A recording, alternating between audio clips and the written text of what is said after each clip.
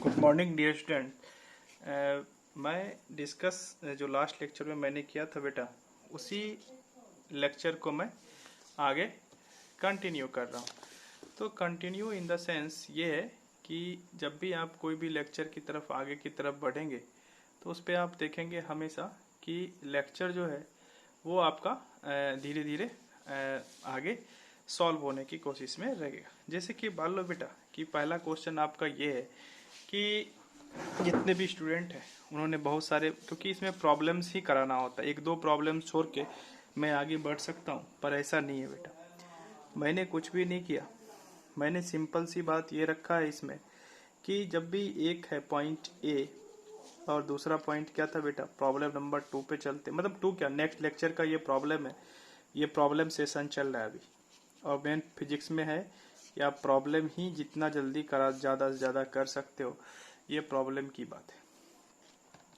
जो प्रॉब्लम है इसमें मैंने क्या बोला कि ये कनेक्टिंग वायर, तो इसका पोटेंशियल सेम, तो यहाँ भी पोटेंशियल सेम कर लो, इसको वाई मान लो तो इसको भी वाई मान लो, सॉरी इसको वाई मानो, इस वायर का ये वाई, इसको अपने मन से आप जेड मान लो, तो ये भी कितना हो गया, जेड आ गया। अब यदि आपको लिखना है तो आप कुछ इस तरह से लिख सकते हो, एक्स वाई और एक आप जेड लिख लो। चलो देखो, एक्स और वाई के बीच में एक रेसिस्टेंस लगा हुआ है, आपने एक्स और वाई के बीच में एक रेसिस्टेंस लगा दिया।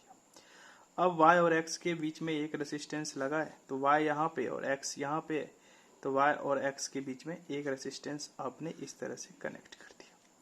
चलो अब ये दो रेसिस्टेंस हो गया। अब एक्स और जेड के बीच में एक देखो, तो एक्स आपका यहाँ पे है और जेड इधर है, तो एक्स से जेड के बीच में लेके चलो, तो एक्स से जेड के बीच में आपने लेके गया। चलो एक्स और ये जेड वाला पॉइंट है, आपने इसको यहाँ से कनेक्ट कर दिया। एक्स और जेड के बीच में, जेड और वाई के बीच में, ये जेड और इसके बीच में वाई है, तो यहाँ से एक वायर आया, जेड और वाई के बीच में एक रेसिस्टेंस आपने कनेक्ट कर दिया, और वाई और जेड के बीच में कुछ आपने इस तरह से एक रेसिस्टेंस कनेक्ट कर। अब देखो आपको ये दिखने लगा, सबकी जो रेसिस्टेंस है बेटा वो कितना है, ये भी आर गिवन है, ये भी आर गिवन है, और ये कितना आर, ये भी आर, और ये भी कितना बेटा, आर गिवन। अब आप देखो ये दोनों तो पैरेलल में है, तो ये दोनों को यदि मिलाओ तो आर और आर पैरेलल का क्या हो जाएगा, आर बाई 2। फिर यहाँ से ये जो है ये भी कितना है, आर बाई 2, तो ये रेसिस्टेंस कितना हो गया बेटा, आर बाई 2। अब देखो इसी से एक कनेक्शन जुड़ा हुआ है यहाँ से लेके यहाँ तक, सिर्फ आप मेरे पेन को देखिए और कॉन्सेप्ट को समझ, ये है आर, ये दोनों किस पे बेटा, सीरीज में है। तो यदि ये सीरीज में है तो आर बाई 2 और आर बाई 2 कितना हो गया, r by 2 plus r by 2, ये हो गया बेटा आर बाई 2, ये आर बाई 2 हो गया, ऊपर कितना हो गया, आर हो गया, r sorry r by 2 plus r, r हो गया, और आर किस में है, पैरेलल में, आंसर क्या हो जाएगा, r by 2। That means r equivalent आपका कितना हो गया, r by 2, r equivalent r by 2 ohm answer हो गया। देखिए किस तरह से ये सारे प्रीवियस ईयर्स के क्वेश्चन है जो मैं धीरे धीरे आपको सॉल्व कराने की कोशिश कर रहा हूँ, वन बाय वन, बहुत ही इजी वे में, आसान मेथड से कर रहा हूँ। चलिए आइए इस सर्किट को देखने का कोशिश करेंगे। इस सर्किट में देखो कि मान लो कि यहाँ से कोई करंट जा रहा है, तो यदि आई करंट जाएगा तो आई करंट डिस्ट्रीब्यूट हो जाएगा 2 पार्ट से, पैरेलल है, पर ये सब क्या है, सीरीज में है, तो आर आर और आर ऊपर कितना हो जाएगा बेटा, 3R। अच्छा नीचे आर और आर मिलके कितना बना देगा, 3R। मेरा तो स्पीड हो गया तो मैं तो कहीं से भी लिखूंगा, मुझे कोई दिक्कत नहीं है, ये आर। अब एक बात देखो, 3R 3R 3R 3R किस पे, पैरेलल कॉम्बिनेशन में 3R का आधा कितना हो गया, यदि 3R, R का आधा R बाई 2, 3R का आधा 1.5 R हो गया, तो यहाँ पे एक रेसिस्टेंस लगा हुआ है, सॉरी, तो ये कितना तक, ये तो एक रेसिस्टेंस है ही, और ये दोनों पैरेलल में चले गए, ये दोनों किस में, पैरेलल में, पैरेलल में 3/2 और 3R, ये कितना हो जाएगा 1.5R, ये हो गया 1.5R, और ये हो गया R, तो ये कितना हो गया। अब ये दोनों किस में, R इक्विवेलेंट, यदि इसको N मान लो, यदि M और N के बीच आप निकालोगे, अब ये दोनों किस में है, सीरीज में है, तो जब ये दोनों बेटा सीरीज में है तो R और 1.5R कितना हो गया, R इक्विवेलेंट आंसर आ जाएगा 2.5R, R इक्विवेलेंट आ गया आपका 2.5R। इस तरह से हम सॉल्व कर सकते हैं। फिर हम अपन क्या करेंगे, नेक्स्ट लेक्चर में मैंने ऐसे क्वेश्चंस, बहुत सारे क्वेश्चंस आपको सॉल्व करके मैंने दिखाया है, तो जो क्वेश्चन सॉल्व करने का, फिर देखो ये कनेक्टिंग वायर, इसका नाम रख लो आप कुछ भी, अपने मन से कुछ भी रखो, ऐसा कुछ नहीं है, प्रैक्टिस करो। इसको मैं मान लेता हूँ कि ये वाला जो पॉइंट, इसको मान लो x, तो ये भी क्या, कनेक्टिंग वायर पोटेंशियल क्या होता है, 0। तो 0 का मतलब सेम होता है, या x लिखो तो y, तो यहाँ भी क्या, y हो गया। तो अब इसको कुछ मत करो, x लिखिए यहाँ पे y लिख लो। अब देखो x और y के बीच में एक रेसिस्टेंस लगा है, कितने ओम का, x और y के बीच में एक रेसिस्टेंस लगा है, y और x के बीच में भी एक रेसिस्टेंस लगा है, और x और y के बीच में भी कितना लगा है, 1 ओम का रेसिस्टेंस लगा। तो कितना हो जा रहा है, ये हो गया 3 ओम, ये कितना हो गया 3 ओम, और ये भी कितना हो गया 3 ओम। इस तरह से बना लीजिए x और y। अब ये 3 ओम हो गया, तो ये 3 ओम, तो मैंने क्या बोला था, R/2। तो रेसिस्टेंस कितना है, R इक्विवेलेंट लिखने का तरीका, तो रेसिस्टेंस कितना 3, और कितने नंबर ऑफ ब्रांच, 1 2 और 3 से क्या कर दो, डिवाइड कर दो। तो R इक्विवेलेंट आपका कितना आ गया 1।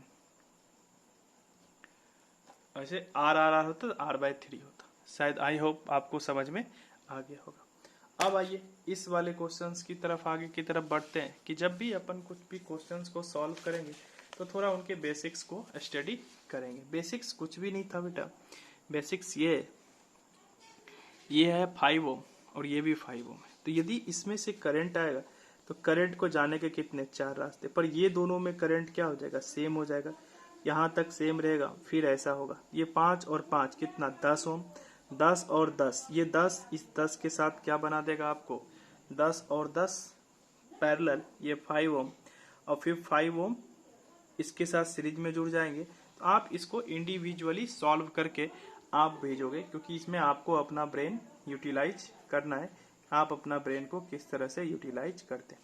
पहले ऐसे जोड़ना कि ये दोनों जो है, ये दोनों मिलके क्या बना देगा, 5 और 5, बोलो।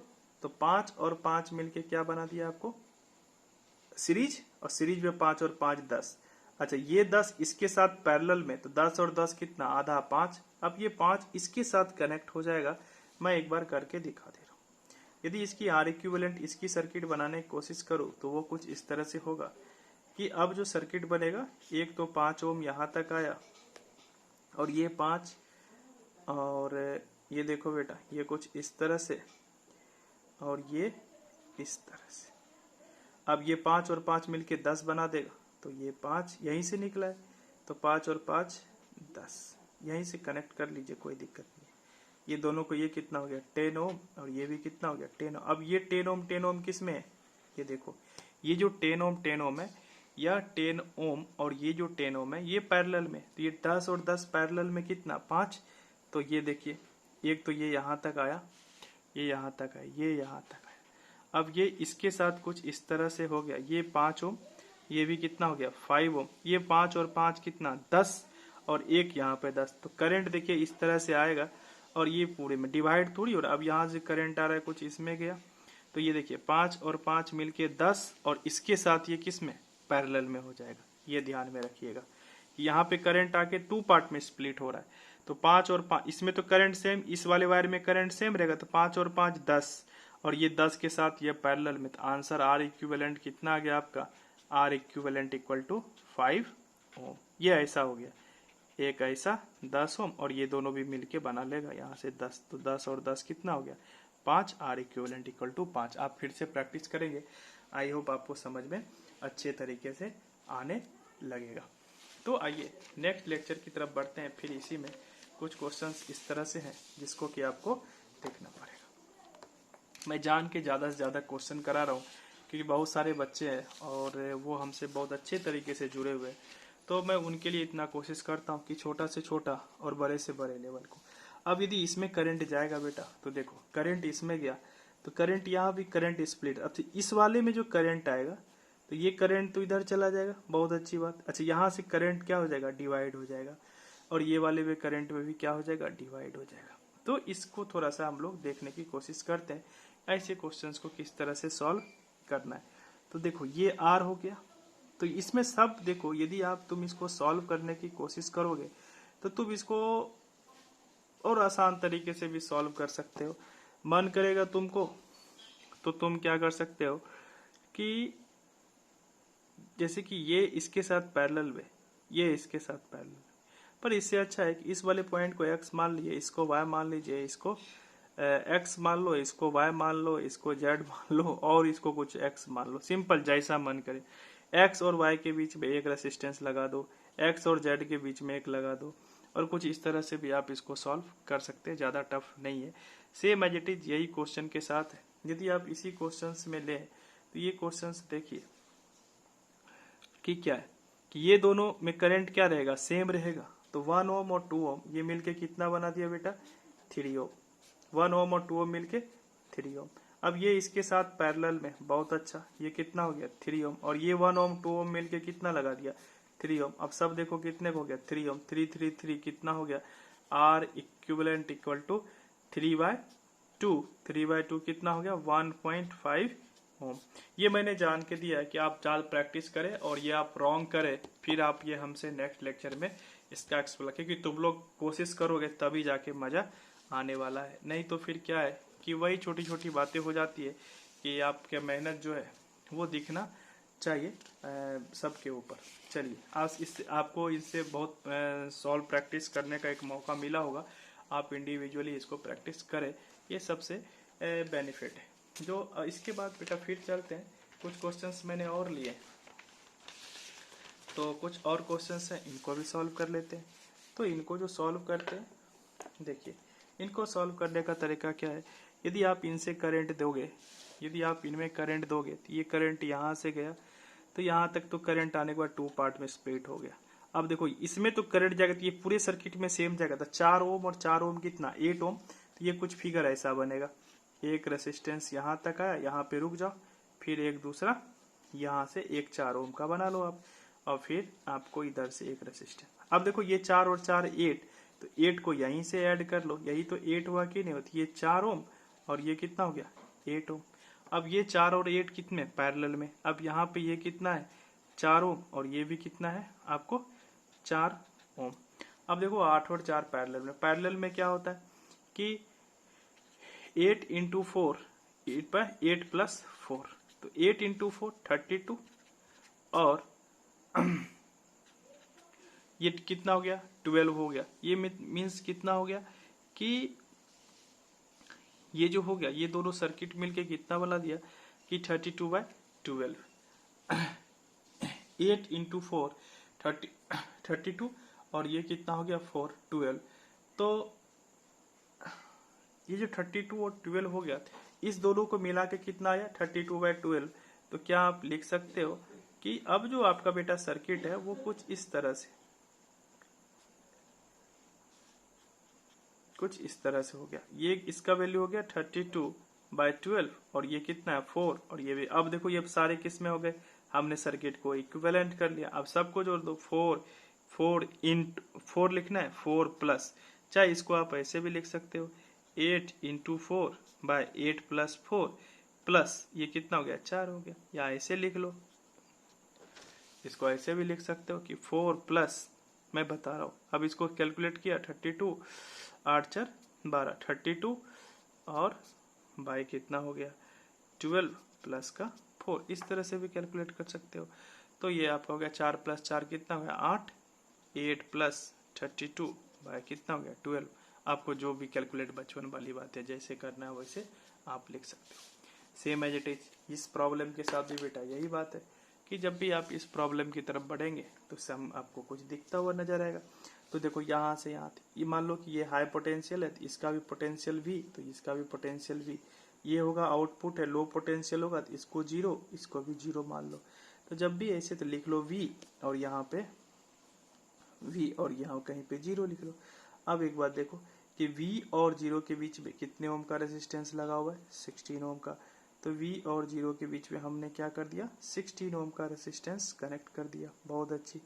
अब देखो फिर से देखो V और 0 के बीच में कितने ओम का लगा हुआ है, तो 60 ओम का। मैंने 16 ओम का रेजिस्टेंस कनेक्ट कर दिया, बहुत अच्छा। ये भी 16 ओम का रेजिस्टेंस। अब चलो V और 0 के बीच में, ये दोनों तो सीरीज में होंगे, तो सीरीज में होंगे क्योंकि अलग अलग वायर है, सीरीज में करंट सेम होगा, इसमें भी करंट सेम, इसमें भी करंट 8 इंटू 8 16, तो इसके साथ भी कितना लगा होगा 16 ओम का। फिर देखो V और 0 के बीच में कितने का 16 ओम का। जो CET वगैरह देंगे यही सब क्वेश्चन डायरेक्ट पूछेंगे, सेम नंबर भी चेंज नहीं होगा। मैंने बताया था R इक्विवेलेंट निकालने के लिए बेटा, तो R इक्विवेलेंट कितना हो जाएगा, R इक्विवेलेंट इक्वल टू क्या हो जाएगा, ये देखिए R इक्विवेलेंट आपका कितना था, रेसिस्टेंस R/2 पैरेलल में सेम रहते हैं पे क्या करते हैं कि 16 लिख देते हैं और कितना ब्रांच है 1 2 3 और 4 से डिवाइड कर दो और कितना R इक्विवेलेंट कितना। ये सबसे आसान और शानदार तरीका है। आंसर कितना आ गया 4 आ गया। अब आइए नेक्स्ट क्वेश्चन की तरफ बढ़ते हैं फिर से। तो ये इसमें यही है कि प्रॉब्लम्स आप जितना सॉल्व करते जाओगे वो आपके लिए ज़्यादा बेनिफिट होने वाला है। अब मैंने क्या किया, फिर से देखा, अब डायरेक्ट ओरल करते हैं बेटा। ओरल करने का बेनिफिट भी होता है, अपन ओरल करते हैं तो वो ज़्यादा बेनिफिट होता है वैसे क्वेश्चंस को सॉल्व करने के लिए। तो देखो कि ये और ये मिल के R/2 बना देगा और ये R बना देगा, तो रेसिस्टेंस बना लो। ऊपर वाला रेसिस्टेंस कितना है R, बहुत अच्छा। यहाँ से कुछ इस तरह से, कुछ इस तरह से और कुछ इस तरह से, ये कितना है R और ये कितना हो गया R/2 और फिर इस तरह से भाई ये R और ये कितना हो गया R/2 हो गया। अब देखो R/2 ये अच्छा 1 प्लस हाफ 1.5 हो तो 1.5, तो ये दोनों मिलके एक बना लेगा तो कुछ इस तरह का, ये तो R ही रहा, मतलब 1 प्लस आधा 1.5 तो 1.5 हो गया, 3/2 R हो गया। ये इसको लिख सकते क्या 3/2 R, सॉरी 3/2 R, ये R हो गया। अब ये दोनों पैरेलल में, अरे देखो 1.5 को कैसे लिखते हो 1.5 को 3/2 लिख सकते हैं ना, तो ये R प्लस R सीरीज में है ना, ये दोनों सीरीज में, तो इसीलिए मैंने ऐड किया R plus R 3R/2। Parallel लिखने का तरीका कुछ नहीं करना होता है, R equivalent R into 3R/2 divided by कितना हो जाएगा, R इक्विवेलेंट लिखना है तो R प्लस 3R/2 हो गया। आप सॉल्व करके इसका आंसर लिख लोगे। इतने तो तुम लोग स्टूडेंट हो, तुमको पता ही है। इसमें भी कितना रेसिस्टेंस गिवन है R। जितना क्वेश्चंस मैंने करा दिया वो बहुत सारे क्वेश्चंस है R और R। तो ये कितना हो गया देखिए R, ये हो गया R/3। R इक्विवेलेंट कितना था उतना R/3। ये बात आपको समझ में आ गई होगी कि इस तरह से प्रॉब्लम